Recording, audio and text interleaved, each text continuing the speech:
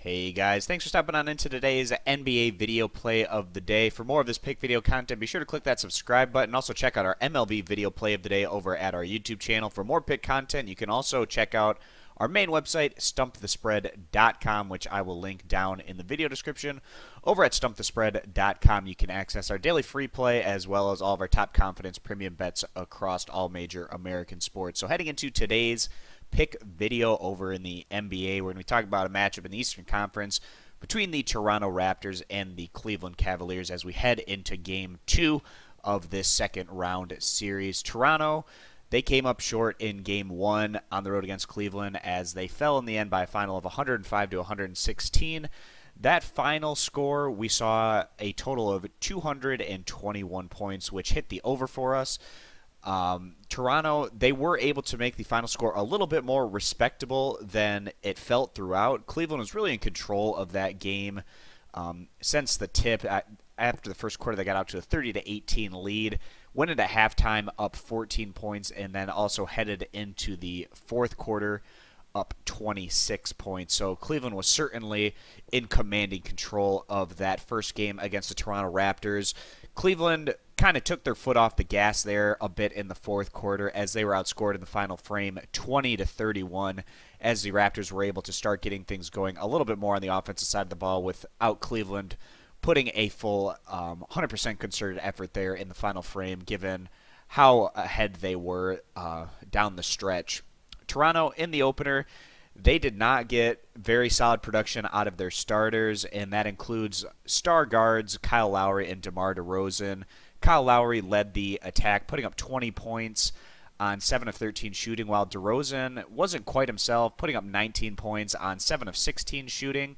And DeRozan really, in terms of his plus-minus, had the worst performance on his team in Game 1 with a minus 32-point differential. For DeRozan being Toronto's best player, when he's on the court, he's supposed to give Toronto their best shot at winning, and with him putting up a negative 32-point differential, that's a very troubling sign for Toronto coming out of that Game 1 defeat. On the other side of the ball, we have the Cleveland Cavaliers, and as in contrast to the Toronto Raptors, their starters performed very well, all having double-digit plus-minuses in the positive direction. Kyle Irving was and Tristan Thompson were two of the better performers in terms of their plus-minus on the court, with Thompson being plus 33 and Irving plus 32. The offense was led by LeBron James, who was able to pretty much do what he wanted against this Toronto Raptor defense. He put up 35 points on a very efficient 13 of 23 shooting from the field. He also went 7 of 8 from the free throw line, which is a good sign for LeBron when he's able to knock down his free throws on a consistent clip. Kyrie Irving was also a pretty significant factor for Cleveland on the offensive side of the ball, scoring 24 points on 7 of 16 shooting. And on the glass, Tristan Thompson led the way for Cleveland, grabbing 14 rebounds. And he was a big difference maker in terms of limiting Toronto's second chance points. Saw a lot of points scored in Game 1, and really throughout the regular season, these were two of the better offensive teams in the Eastern Conference. Toronto ranking 10th in the NBA in scoring, putting up about 107 points per game, and Cleveland ranking 4th, putting up over 110 points per game on average. When you add those two numbers up, you get about 217 points between these two teams. Playoff basketball, you tend to get a little bit slower action and things to work in the half court a bit more, given that every possession means a bit more in the postseason than during the regular season. But we hit the over in Game 1, and right now the over-under in Game 2 is sitting at 213.5 points.